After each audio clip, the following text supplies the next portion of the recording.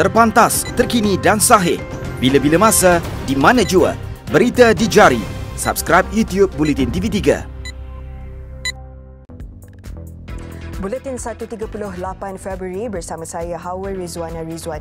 Tajuk utama tengah hari ini. Deal of the Century, negara kuasa besar tidak berpegang kepada prinsip undang-undang.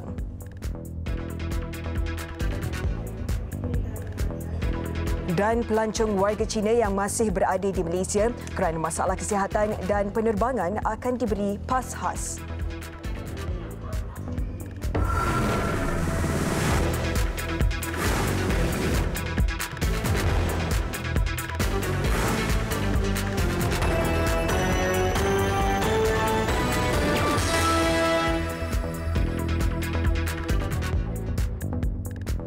Assalamualaikum dan salam sejahtera. Negara kuasa besar dianggap tidak berpegang kepada proses undang-undang ketika mempersetujui Pelan Damai Timur Tengah yang diperkenalkan Presiden Amerika Syarikat Donald Trump. Perdana Menteri Tun Dr. Mahathir Mohamad berkata, pelan yang disifatkan sebagai Deal of the Century itu nyata bertentangan dengan kebebasan hak asasi manusia yang seringkali dilaungkan oleh negara maju. When powerful nations that had styled themselves as the defenders of justice and freedom choose to be silent while the atrocities are being committed by Israel.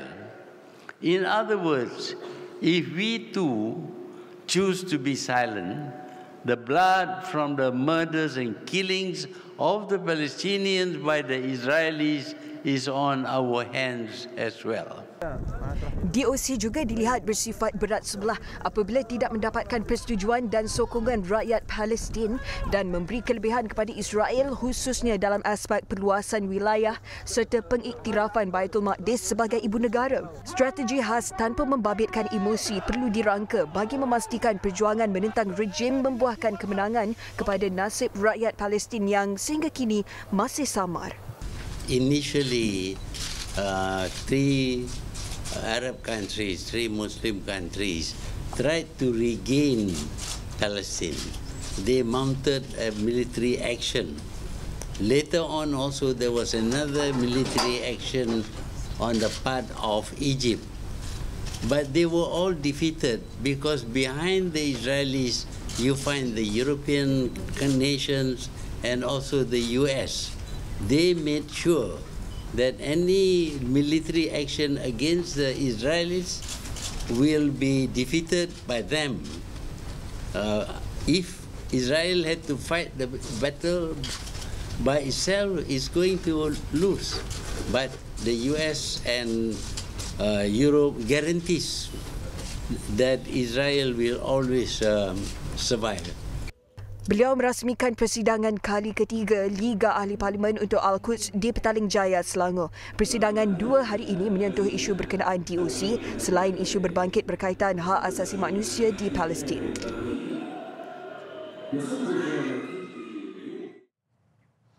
Pelancong warga Cina yang masih berada di Malaysia kerana mempunyai masalah kesihatan atau gagal mendapatkan penerbangan keluar dari negara ini akan diberikan pas khas. Ketua Pengarah Jabatan Immigration Datuk Hairul Zaimi Daud berkata, pas khas itu hanya boleh diperoleh selepas mendapat perakuan daripada kedutaan Cina susulan sekatan perjalanan dikenakan ke atas pelawat dari wilayah Hubei termasuk Wuhan.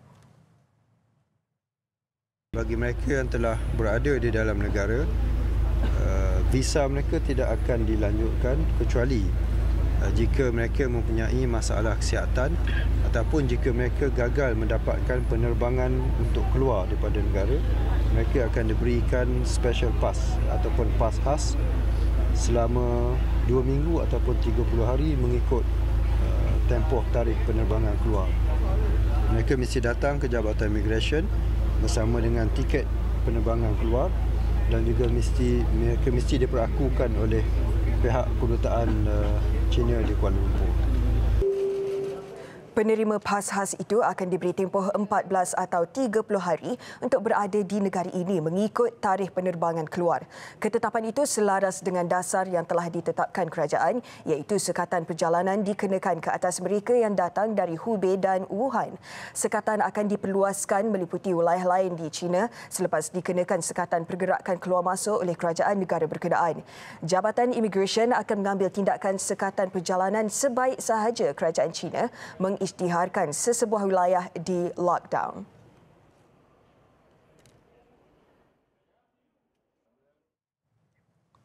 Kerajaan Negeri Sabah dalam pada itu memperluas sekatan perjalanan di semua pintu masuk melalui udara, laut dan darat berkuat kuasa hari ini. Setiausaha Kerajaan Negeri Datuk Safar Untung berkata, langkah berkenaan bagi mengekang penularan novel coronavirus memandangkan Sabah buat masa ini bebas dari wabak itu. Dalam satu kenyataan, beliau memaklumkan sekatan perjalanan membabitkan semua pihak termasuk warga asing serta rakyat Malaysia yang bukan pemastau TEN Sabah dengan mempunyai sejarah perjalanan ke China dalam tempoh 14 hari yang lalu tidak akan dibenarkan masuk ke negeri itu. Sekatan perjalanan itu juga dikenakan kepada semua penumpang transit yang berasal dari atau melancong melalui China. Bagi rakyat China yang masih berada di Sabah, mereka dinasihatkan supaya pulang sebelum tamat tempoh visa. Sekiranya visa mereka tamat, hanya satu pelanjutan akan diberikan, iaitu maksimum 7 hari sahaja. Sekatan perjalanan itu adalah perintah larangan sementara oleh kerajaan negeri berikutan novel coronavirus. Menteri Kesihatan dan Kesejahteraan Rakyat Sabah, Datuk Frankie pun dalam pada itu berkata, langkah saringan kesihatan di semua lapangan terbang negeri akan turut membabitkan penumpang domestik. Ia termasuk dari Kuala Lumpur, Pulau Pinang dan Labuan. Langkah itu telah mula dilaksanakan di lapangan terbang antarabangsa Kota Kinabalu, lapangan terbang Tawau dan Sandakan. Selain saringan, petugas Jabatan Kesihatan Sabah akan turut mengagihkan risalah Home Assessment Tool kepada pelawat yang memasuki Sabah bagi membimbing mereka untuk menjalankan penilaian kesihatan kendiri. Ia sebagai usaha mempromosi kebersihan diri selain menasihatkan pelawat yang mempunyai simptom seperti demam, batuk atau kerongkong yang perit untuk segera mendapatkan nasihat perubatan dari hospital berdekatan.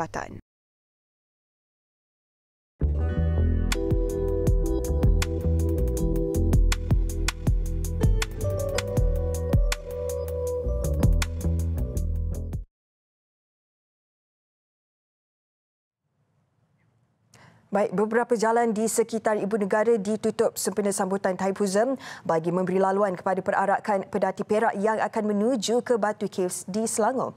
Thaipusam yang diraikan bagi memperingati kelahiran Dewa Murugan disambut meriah dan penuh warna-warni oleh penganut agama Hindu. Apa kata kita terus saja ke Batu Caves yang merupakan lokasi tumpuan bersama wartawan Izzati Rizan. Silakan Izzati.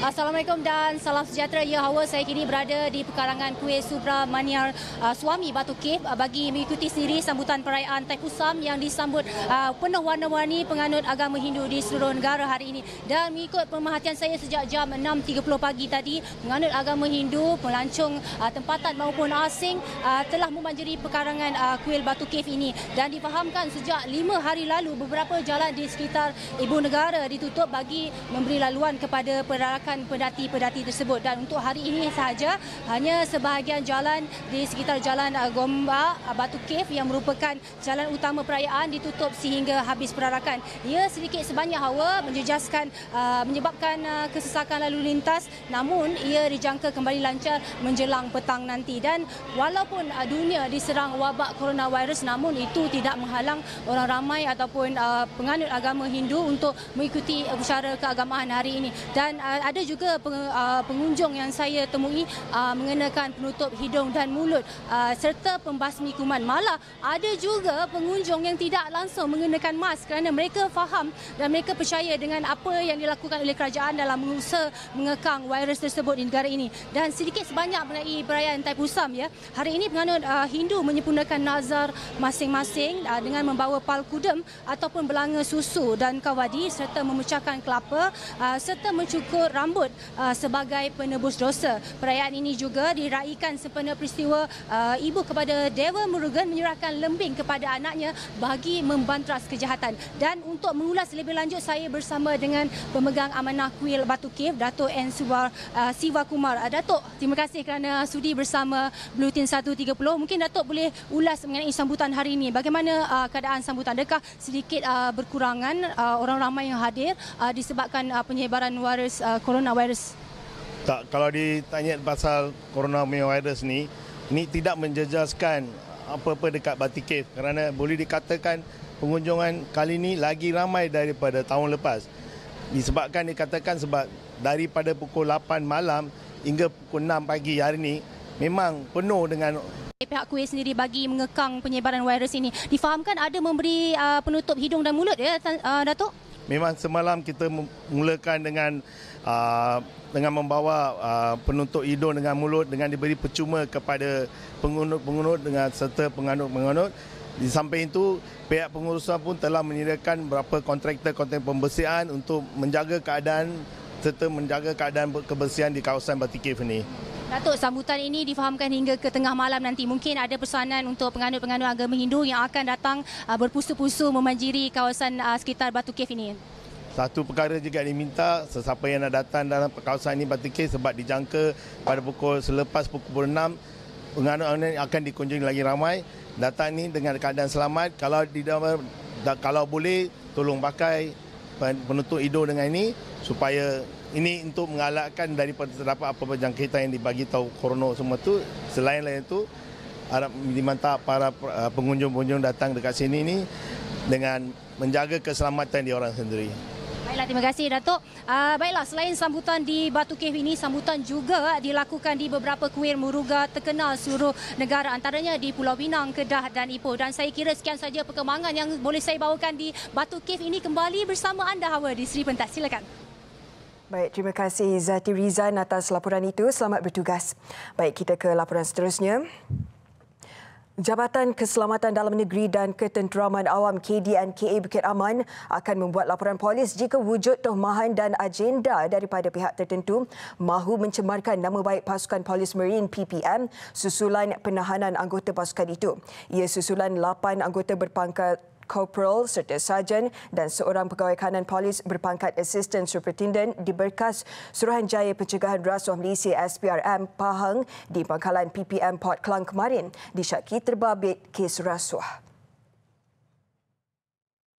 Pengarah KDNKA Bukit Aman, Datuk Seri Ikril Sani Abdullah Sani dalam satu kenyataan berkata, pihaknya akan membuat laporan jika mendapati wujud unsur tohmahan berdasarkan siasatan Jabatan Integriti dan Pematuhan Standard Bukit Aman. Ujarnya, KDNKA bersedia memberi kerjasama penuh kepada SPRM selain memberi jaminan siasatan kes akan dijalankan secara telus dan teliti tanpa melindungi mana-mana pihak. Pihaknya juga sentiasa mengingatkan semua pegawai dan anggota bertugas memberi penekanan kepada fokus utama Ketua Polis Negara bagi meningkatkan integriti serta accountability ketika bertugas. Pada masa sama, PPM juga akan kekal komited dalam usaha membantras aktiviti penyeludupan yang merugikan negara. Dalam operasi di Rompin Pahang pada 19 Jun tahun lalu, PPM merampas 279,000 karton rokok seludup bernilai 4.8 juta ringgit selepas menahan 3 lelaki. Beberapa pegawai dan anggota PPM dipercayai meminta wang rasuah sebanyak RM500,000 daripada pemilik barangan seludup serta pemandu lori berkenaan. Namun, pemilik terbabit gagal memberi wang diminta menyebabkan barang seludup itu dirampas.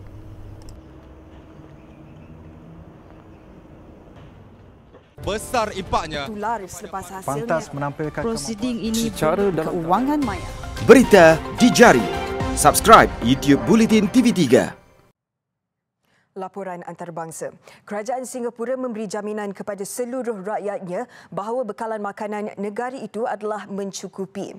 Menurut Menteri Perdagangan dan Industri Singapura, Chan Chun Sing di laman Facebook beliau, rakyat tidak perlu berebut membeli bekalan makanan kerana tidak ada risiko kekurangan bahan makanan penting atau barang keperluan isi rumah.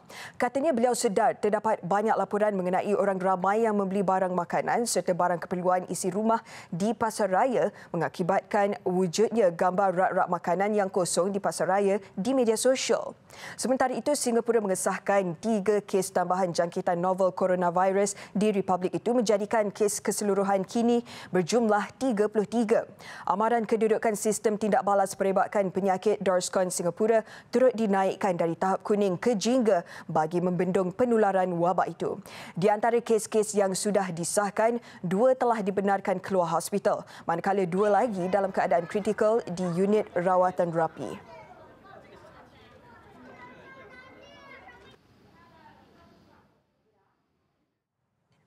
Selepas isu kebakaran besar semakin reda, Australia dijangka dilanda badai ribut Damien.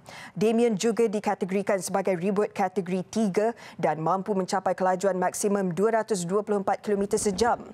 Sehingga jam 9 pagi waktu tempatan, Biro Meteorologi Australia Barat menerusi satu kenyataan berkata Bandar Karata, Pilbara dilapor sudah menerima tempias Damien hingga mengakibatkan hujan dan amaran banjir juga sudah dikeluarkan. Selain Karata, 3 kawasan lain turut diberi amaran berjaga-jaga, antaranya Dampier, Panawanika dan Barrow Island.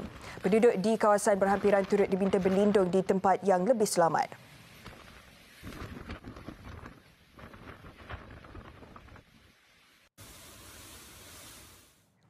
Selepas dibebaskan daripada dakwaan pemecatannya dalam Senat Amerika Syarikat, Presiden Donald Trump memecat 2 orang saksi yang memberi keterangan ketika pendakwaan ke atasnya berlangsung. 2 individu itu adalah Duta Amerika Syarikat ke Kesatuan Eropah Gordon Sondland dan anggota Majlis Keselamatan Negara White House Lieutenant Colonel Alexander Vindman. Sondland sebelum ini mengaitkan Trump dengan cubaan memaksa Ukraine menyiasat seteru politik dan kenyataannya itu mengejutkan ketika pendengaran undi tidak percaya disiarkan secara langsung. Trump sebelum ini terselamat daripada dakwaan bagi pemecatan Presiden buat kali ketiga dalam sejarah Amerika Syarikat. Ini sekaligus menyaksi Trump yang juga Presiden ke-45 terlepas daripada perbicaraan Senat dan tidak akan disingkirkan dari White House. Dia kini menghadapi musim pilihan raya yang menjanjikan pemulihan lanjut kepada negara itu.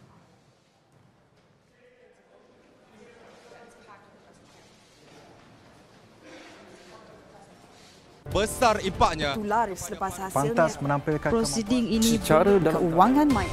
Berita di jari. Subscribe YouTube Bulletin TV3.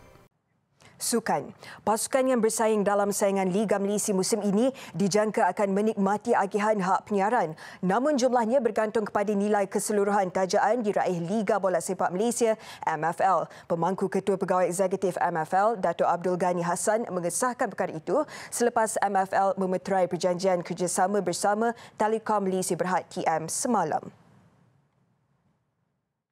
InsyaAllah sudah tentu ada sebab kita masih bergerak untuk mencari penajaan yang di luar daripada penajaan Telekom TMM Multimedia ni, dan kita insyaAllah akan diumumkan nanti ada lagi penajaan yang akan datanglah kepada semua dan media. Kita di MFL kalau boleh kita nak banyak penajaan sebab kita ada tanggungjawab kepada rakan kongsi untuk share pendapatan kan. Setidaknya nanti bila rakan kongsi mendapat pendapatan sama daripada apa yang kita cari itu di peringkat pembangunan bola sepak sebagai peringkat negeri, dan lepas tu kelab itu akan berlaku dengan cemerlang lah insyaAllah.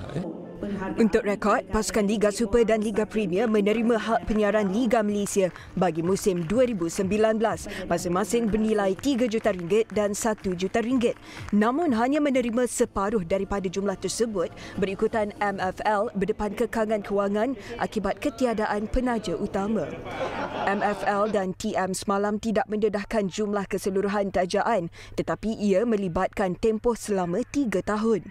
Dalam perkembangan lain, Dato' Abdul Ghani berkata rancangan untuk menubuhkan Badan Bebas Pengadil Pegawai Perlawanan Profesional Malaysia PMOM terpaksa ditangguhkan. Penangguhan itu terpaksa dibuat kerana ia memerlukan perbelanjaan besar.